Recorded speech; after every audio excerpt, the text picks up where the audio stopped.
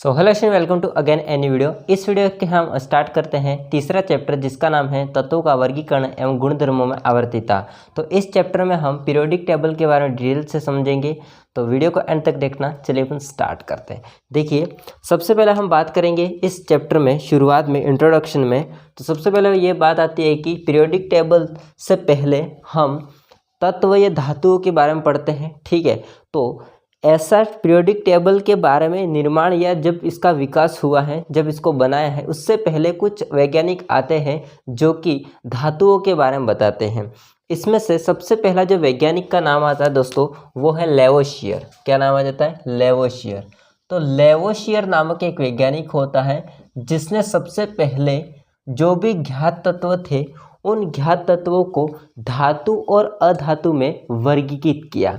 सबसे पहले लेवोशियर नामक वैज्ञानिक होता है, इसने सबसे पहले ज्ञात तत्वों को धातु और अधातु में वर्गीकृत किया। लेवोशियर ही था जिसने केमिस्ट्री की शुरुआत की थी, इसलिए हम लेवोशियर को फादर ऑफ केमिस्ट्री भी कहा जाता है, ठीक है। इसको हम रसायन विज्ञान का पिता या जनक भी कहते हैं।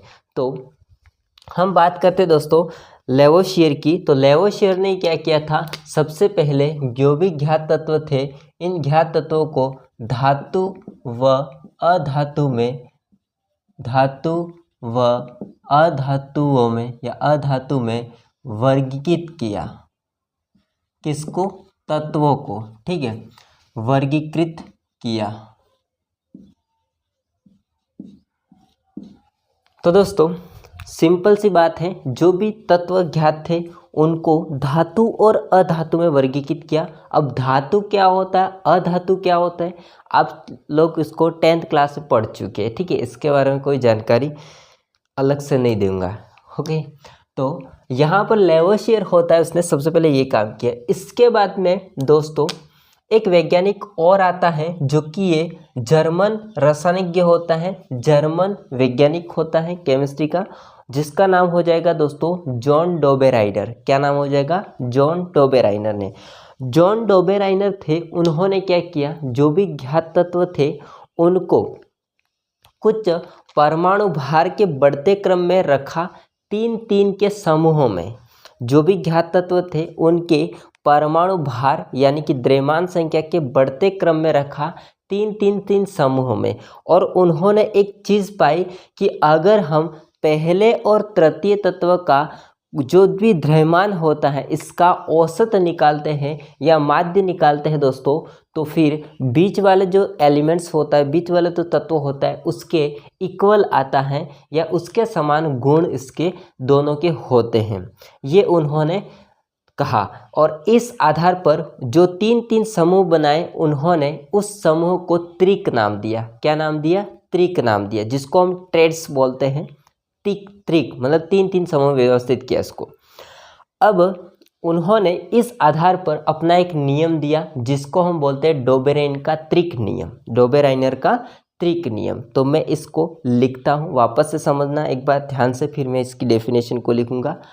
इससे देखो, इसके बाद में लेवोशियर के बाद में डोबेराइनर आता है। डोबेराइनर थे, उन्होंने 1829 में आते हैं और उन्होंने जो भी ज्ञात तत्व थे उनको परमाणु भार के बढ़ते क्रम में 3-3 समूह व्यवस्थित किया और 3-3 समूह में व्यवस्थित किया। देखिए, जैसे मैं एक एग्जाम्पल से आपको समझा देता हूँ। देखिए, हमारे पास में एक एग्जाम्पल है, लिथियम, सोडियम और पोटेशियम। ये तत्व है दोस्तों जिसमें इसका द्रव्यमान संख्या परमाणु भार होता है 7, इसका होता है 23, इसका होता है दोस्तों 39 हो जाएगा हालांकि दोस्तों, तो यहाँ पर 38 होना चाहिए बट 39 होता है अफवास्वरूप। तो देखिए, इसका कम है परमाणु भार, इसका ज़्यादा है, फिर इसका भी ज़्यादा है। तो आप देख सकते हैं कि बढ़ते क्रम में उन्होंने 3-3 समूह व्यवस्थित किया और इसका क्या नाम दिया? त्रिक नाम दिया। क्या नाम दिया? त्रिक नाम दिया। और फिर उन्होंने कहा कि अगर हम इन दोनों साइड वाले तत्व होते हैं इनके द्रव्यमान का औसत निकालते हैं यानी कि माध्य निकालते हैं, कहने का मतलब 7 + 39 डिवाइड बाय 2 ये होता है। तो आगे इसको हम पुटअप करेंगे तो ये कितना हो जाएगा? 46 40 डिवाइड बाई 2 कितना हो जाएगा 23। आप एग्जैक्टली मान देख सकते हो कि जो भी मान आया है इन दोनों तत्वों का वो मान होगा वो सोडियम के जो भी द्रव्यमान संख्या होती है इसके इक्वल हो जाएगा। इसका सिंपल सा रीज़न उन्होंने बताया कि इन दोनों का जो गुण है ये इनके समान है या इनका गुण है वो इन दोनों के समान है, इन दोनों में तीनों में समानता पाई जाती है, ये कहा डोबेराइनर ने। ठीक है, और भी एग्जाम्पल आपको मैं दूंगा, अभी फ़िलहाल के लिए मैं इस नियम को लिखता हूँ। दोस्तों इसकी डेफिनेशन मैंने यहाँ पर लिख दी है, वही डेफिनेशन है। क्या कहता है देखिए, जब समान गुण वाले तत्वों को परमाणु भार के वृद्धि क्रम में रखा जाता है, मैंने आपको एक एग्जाम्पल बताया ये रहा, यहाँ पर एक एग्जाम्पल और लिखा है मैंने, और 2 एग्जाम्पल हैं वो आपको होमवर्क है यानी कि आपको करना ही है। ठीक है, तो वृद्धि क्रम में हम इसको रखते हैं। ठीक है, तो वृद्धि क्रम में रखा जाता है तो बीच के तत्व का परमाणु भार पहले तथा तृतीय तत्व के परमाणु भार का गणितीय माध्य होता है, यानी कि जो पहला होता है और तृतीय होता है इनका जो भी परमाणु भार है इसका हम औसत निकालते हैं या गणितीय माध्य निकालते हैं, इसका माध्य निकालते हैं। तो दोस्तों हमको बीच वाले तत्व का परमाणु भार के लगभग समान आता है या फिर लगभग इसके आसपास आता है। ठीक है, बिल्कुल मतलब एग्जैक्टली वही मान आ सकता है या फिर लगभग समान आता है। ठीक है, तो देखते हैं हम लोग एक एग्जांपल और सॉल्व करके। इसका होता है 40, इसका होता है 88, इसका होता है 137। अब हम इन दोनों का जोड़ करेंगे, 40 प्लस 137 का हम माध्य करेंगे, माध्य या औसत निकालने के लिए हम डिवाइड बाय 2 करते हैं। जोड़ते हैं इसको, कितना हो जाएगा देखिए, 7 का 7, 3 और 4 7 हो जाएगा और 1, 177 डिवाइड बाई 2 कितना होगा 16, तो 8 बार जाएगा, 1 बचेगा 17 हो जाएगा, वापस 16 तो 8 बार जाएगा 88, 1 बचेगा नहीं जाएगा, इसके लिए पॉइंट लगा देंगे, 10 हो जाएगा तो 5 बार जाएगा, कितना आ जाएगा दोस्तों 88.5 आ जाएगा। अब आप समझ सकते हो, यहाँ पर देखिए यहाँ जो मान था सोडियम के लिए इन दोनों का औसत या माध्य निकाला था तो वो एग्जैक्टली बराबर आया था। ठीक है ये, लेकिन यहाँ पर आप देखोगे तो यहाँ पर स्ट्रोंशियम होता है इसका है 88 और जो इन दोनों का हमने माध्य निकाला है वो आया है 88.5, यानी कि 0.5 ज़्यादा आया है। तो लगभग या तो समान आ सकता है या फिर एग्जैक्टली वही मान आ सकता है। ठीक है, और यहाँ पर मैंने आपको एक बता दिया। अब 2 एग्जाम्पल हैं, बस आपको वही करना है, इन दोनों को आपको जोड़ करके डिवाइड बाई 2 करना है, इसका भाग दे करके निकालना है, तो इसके बराबर आ सकेगा या फिर लगभग आसपास ही आएगा उसके। ठीक है, इनका भी वैसे ही करना है, तो ये आपके लिए होमवर्क हो जाएगा और जब इसको आप सॉल्व करोगे तो कमेंट में आंसर इसका लिख देना। ठीक है, फर्स्ट और सेकेंड करके। देखिए इसके बाद में दोस्तों हम बात करते हैं आगे इसकी सीमाएं के बारे में, यानी कि डोबेराइनर का जो त्रिक नियम होता है यहाँ तक तो क्लियर चल रहा था।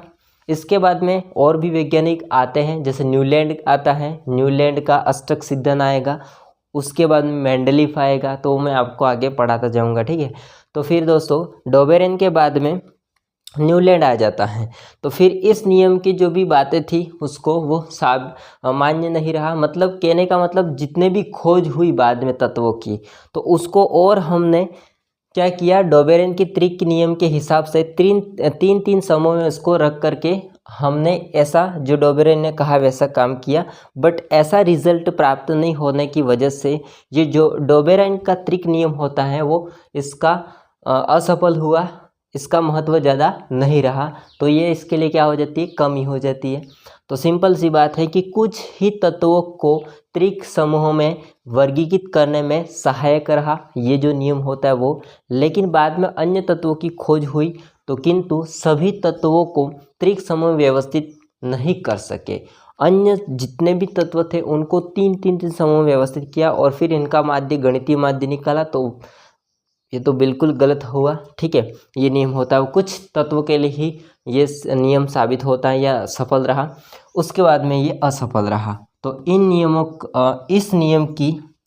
इस नियम को अधिक महत्व नहीं मिला, इस नियम को अधिक महत्व नहीं मिला, ठीक है।